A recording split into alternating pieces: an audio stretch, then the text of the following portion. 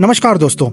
तो अभी जो मैं 2-3 वीडियो पोस्ट करने वाला हूँ और मे बी मोर, उसमें मैं आपको बहुत ही एक सिंपल और बिगिनिंग जर्नी से लेके जा रहा हूँ, जहाँ पे मैं बताने वाला हूँ कि हम कौन है, हम यहाँ पे क्यों आए हैं, हमारा यहाँ पे आने का क्या पर्पस था, ये स्पिरिचुअल लाइफ क्या होती है, ये साइंटिफिक लाइफ क्या है, ये संसार क्या है, ये माया क्या है। मतलब एकदम स्पष्ट और क्लियर भाषा में, ताकि जितने भी आजकल लोग स्पिरिचुअलिटी में आ रहे हैं या कोई लोग नहीं भी आ रहे हैं और कोई लोग कंफ्यूज है, पता ही नहीं एक्चुअली क्या हो रहा है, वो मेडिटेशन कर ही नहीं पाते, उनको ध्यान कहेंगे तो उनको ऐसे अलग ही फीलिंग आती है, उनको लगता है अरे ये वही वाले लोग हैं, ऐसा करने से थोड़ा कुछ होता है।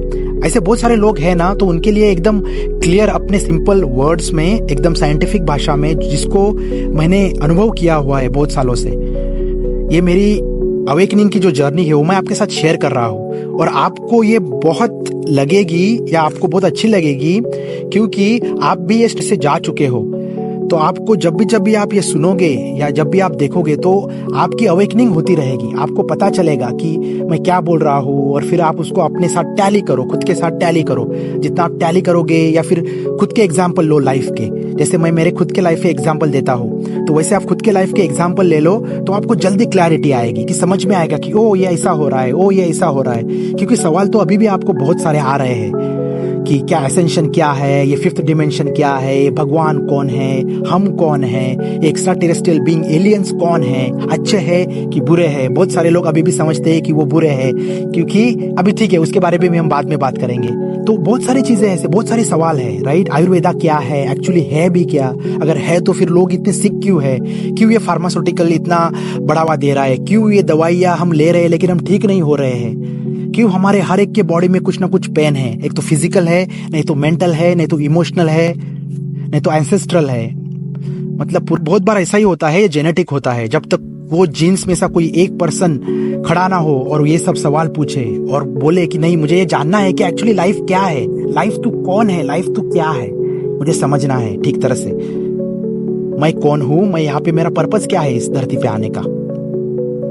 क्योंकि ये सवाल उठने जरूरी है आपके लाइफ में। देखते तो है कि एक्चुअली है भी कुछ सही या कुछ सिर्फ ऐसा ही सब खिलवाड़ चल रहा है। तो करता हूँ और देखता हूँ, जितने आप सवाल पूछोगे, भगवान को भी सवाल पूछो, आपको आंसर मिलेगा। क्योंकि सवाल पूछना ही इंपॉर्टेंट है। हम कभी सवाल ही नहीं पूछते। जैसे जैसे हम उम्र में बड़े हो जाते हैं, हम बच्चों की तरह सवाल नहीं पूछते। हमको लगता है कि हमें सब पता है, और इसी में हम पूरी जिंदगी जीते हैं। और जिसको पता है उसका भी नहीं हम सुनते, फिर इसका गुस्सा उसके ऊपर, उसका गुस्सा उसके ऊपर, क्योंकि आपने सीखना छोड़ दिया, आपने सवाल पूछना छोड़ दिया। तो ये सवाल पूछो कि शिवा तू कौन है, कृष्णा तू कौन है, मैं कौन हूं, ये पेड़ सही में यहाँ पे है कि ये डिफरेंट रियलिटी है, ये होलोग्राफिक वर्ल्ड क्या है, राइट। क्या अर्थ मैग्नेटिक फील्ड है तो किधर है, क्या मतलब है इन सब सारे पुराणों का, बुक्स का, साइंटिस्ट क्या ढूंढ रहे हैं, इजिप्ट के पिरामिड्स क्या है, वहां पे क्या शिप आते हैं या आए हैं, कितने पुराने हैं। कृष्णा इस धरती पे सही में आए थे, मतलब एक ऐसा ब्लू बीइंग, मतलब ऐसा ब्लू कलर का आदमी सही में इस धरती पे आया था, उसने यहाँ अपने पैर रखे थे और वृंदावन में थे। जैसे शिवाजी महाराज तो आए थे, हमको तो पता है, पीछे जाइए ना, थोड़ा और पीछे जाइए, और 5000 साल पीछे जाइए, ओ तो कृष्णा भी आए थे, ओ सही में आए थे। तो आप इमेजिन करिए वैसा कि एक ऐसी बीइंग, ऐसा एक आदमी जो ब्लू कलर का था और जो ऐसा सुदर्शन चक्र भी चलाता था, उसने पर्वत भी उठाए हैं। मतलब आपके सामने कोई उठा रहा है पर्वत को, आप देख रहे हो। एक राम जैसी व्यक्ति है, एक हनुमान जैसी व्यक्ति है, कि जो हनुमान जैसी है, यस वो उड़ रही है, आपके सामने उड़ रही है ऐसी, आप उसको देख रहे हो। क्या ये सही में हुआ था? हुआ तो था, हमको पता है, इसलिए रामायण महाभारत हुए थे। लेकिन ऐसे खुद के आंख से देखो, तब थोड़ी क्लैरिटी आएगी। तो अगर ये हुआ था, इसका मतलब इस धरती ग्रह का बहुत ज्यादा महत्व है। ये यहाँ पे आए थे, क्योंकि इतने सारे ग्रह है, इतने सारा बड़ा यूनिवर्स है, तो वहां पे क्यों नहीं गए वो, और यहाँ पे आए। और यहाँ पे खास करके इंडिया में इसका इतना बड़ा ज्यादा क्यों महत्व है। वो महाराष्ट्र के लैंड में क्यों आए, वो उत्तर प्रदेश में क्यों आए, वो नीचे साउथ में क्यों है, और वैसे शेप क्यों है उस टेम्पल्स के। कुछ तो गहरा राज होगा। सब बातें मैं अभी आपको ओपन करने वाला हूँ और आपको कुछ बातें डीपर में बताने वाला हूँ। मैं कुछ हिंट दूंगा, तो आप ये हिंट को पकड़ लो अगर आप ये स्पिरिचुअल जर्नी में जाना चाहते हो और आपको सही में लाइफ क्या है समझनी है। आपको सही में समझना है कि power is with in you, और जो आपके अंदर जो पावर है वही पावर है God power. That's the God frequency, that's the light, that's the energy, that's the ऊर्जा। तो उसको कैसे समझना है और उसको कैसे टैप करना है, मतलब गॉड पावर से कैसे जीना है। लेकिन वो जीने के लिए पहला गॉड पावर समझना तो पड़ेगा ना, या फिर आप लाइट समझो या कुछ भी।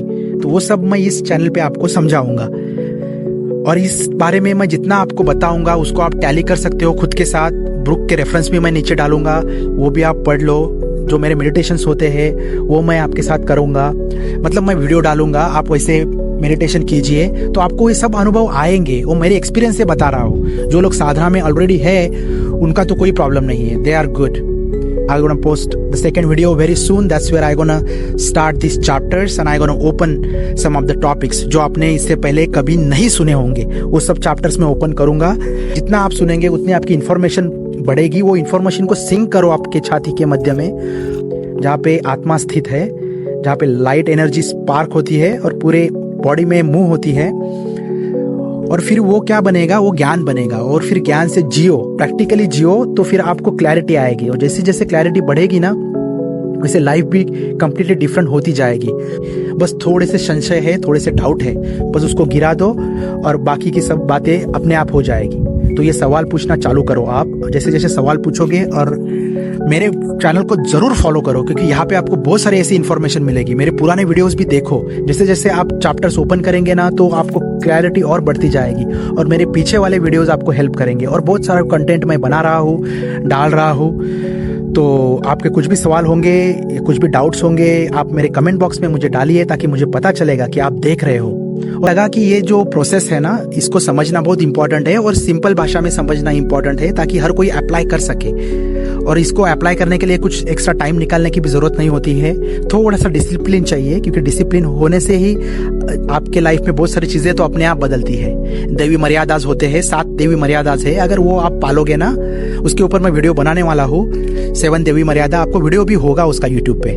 बस 7 देवी मर्यादा पालो और आपकी लाइफ अपने आप फिक्स हो जाएगी। अरे बहुत चीजें उसमें सी तो मैं कितने सालों से फॉलो करता आ रहा हूँ, और पिछले कुछ सालों में मुझे देवी मर्यादा के बारे में पता चला, तो फिर जो 2-3 रिमेनिंग थे वो भी मैं अभी अप्लाई कर रहा हूँ। और आप बहुत ही कूल रहते हो, मतलब ऐसा कुछ नहीं कि संसार नहीं करते। अरे वो तो जरूरी है, वो उधर तो ये तो करना ही है, लेकिन बहुत समझदारी से करते हो, आराम से करते हो। खुद के ऊपर ना स्ट्रेस डालते हो, ना दूसरों के ऊपर स्ट्रेस डालते हो, और बहुत ओपन रहते हो सीखने के लिए। या किसी ने कुछ कहा तो बहुत हम्बल रहते हो सुनने के लिए, ज्ञान लेने के लिए। आपका थ्रोट चक्रा ओपन होता है तो आप इजीली बात कर सकते हो, एक्सप्रेस कर सकते हो।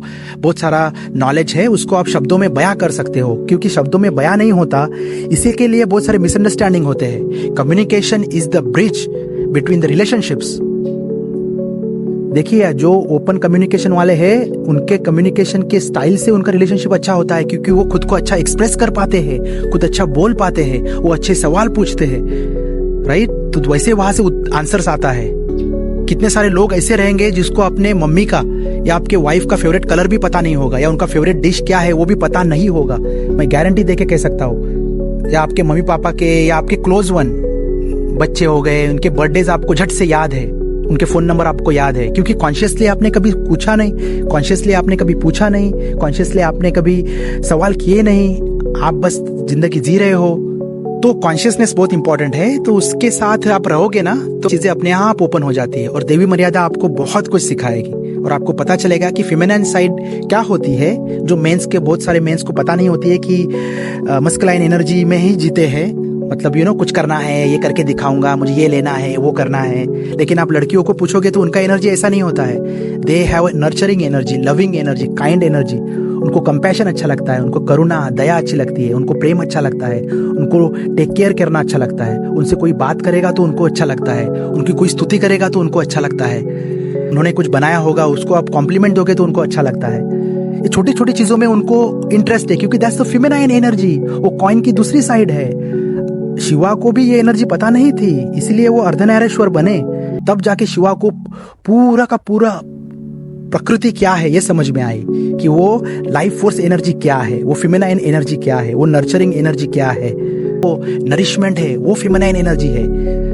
आप क्या रूट की तरफ ही दोगे पानी, और आप अगर रूट ही सिर्फ रहेगा तो आप में इंटरेस्ट भी नहीं आएगा। और रूट जो है वो इम्पोर्टेंट तो है, ऐसा नहीं है, लेकिन उसको जो नर्चर करने वाली जो एनर्जी है, जो फ्लोइंग एनर्जी है, जो प्राण देने वाली एनर्जी है, राइट। जैसे बल्ब है, राइट, तो बल्ब में प्राण जैसे जाएगा, मतलब इलेक्ट्रिसिटी जाएगी तो बल्ब जलेगा, तो वो इलेक्ट्रिसिटी जरूरी है ना।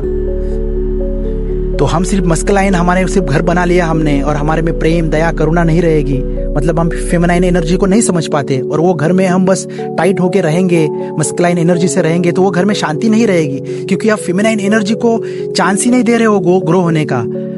इसीलिए वो अर्धनारीश्वर बनो, मतलब कि मेडिटेट करो और वो अर्धनारीश्वर की एनर्जी क्या है, वो फेमिनाइन एनर्जी क्या है, उसको समझो। तभी आपको बहुत सारा ज्ञान वही उसी टाइम पे आ जाएगा, कि क्लैरिटी आ जाएगी। ओ तो इसीलिए माता को ये कहते हैं, ओ इसीलिए माता का पूजा होता है, ओ इसीलिए वो दान करते हैं, मतलब डीपर मीनिंग समझ में आएगा। क्योंकि फेमिनाइन एनर्जी को जितना आप बैलेंस रखोगे आपके लाइफ में भी, जितना आप स्त्री तत्व का जितना आप रिस्पेक्ट करोगे, उनको प्यार दोगे, उनकी स्तुति करोगे, उनको जितना नरिश करोगे, उतना उनकी पॉजिटिव एनर्जी आपके लाइफ के ऊपर आएगी। क्योंकि फेमिनाइन एनर्जी बहुत ज्यादा पावरफुल है। काली माँ, दुर्गा माँ, अरे ये भगवान को ये जो काम नहीं हुए, इनके लिए ये माओ का उनको सहारा लेना पड़ा। तो सोचो, लोग बहुत कुछ बातें समझ रहे हैं, उनको फ्रीडम क्या है समझ में आ रहा है, लोग लाइफ वाइजली सोच रहे हैं। देखिए आप, स्पिरिचुअल वर्ल्ड बढ़ रहा है, बहुत सारे लोग आध्यात्मिक हो रहे हैं, कुछ लोगों को इंटरेस्ट बढ़ रहा है, कुछ लोगों को मेरे जैसे टॉक सुनने के बाद उनको फायर इग्नाइट हो रही है। ओ ऐसा भी हो सकता है क्या, चलो सुन ही लेते हैं, चलो देख ही लेते हैं क्या कह रहा है, फिर उससे उनके दिमाग में और क्वेश्चन आते हैं। इसी के लिए ये एपिसोड, मैंने फर्स्ट एपिसोड है ये शूट कर रहा था मैं, ताकि आपको थोड़ी सी इन्फॉर्मेशन दे दूं कि किस बारे में बात हो रही है। अगर आपको पॉलिटिक्स में इंटरेस्ट है तो आप जाइए, तो उसके बारे में यहाँ पे बात नहीं होती, और बाकी दूसरी बातें मैं यहाँ पे करता नहीं। यहाँ पे सीधी self realisation, deeper truth, spirituality, science, quantum physics, nature, life, relationships, आपके पैटर्न्स क्या होते हैं, हीलिंग के बारे में बात होती है। तो इस बारे में आप अगर इंटरेस्टेड हो तो आप आगे के आने वाले सब एपिसोड देखिए। आपको उसमें नॉलेज रिपीट होगा बार बार, लेकिन आपको बहुत कुछ समझ में भी आएगा, क्योंकि इसीलिए मैं रिपीट करता हूँ और उसके डॉट्स कनेक्ट करता हूँ ताकि आपको क्लैरिटी आ जाए। तो दोस्तों फिर मिलते हैं नेक्स्ट वीडियो में। नेक्स्ट वीडियो मेरा जल्दी ही आ रहा है और उसमें मैं बहुत सारा डीपर सीक्रेट बता रहा हूँ।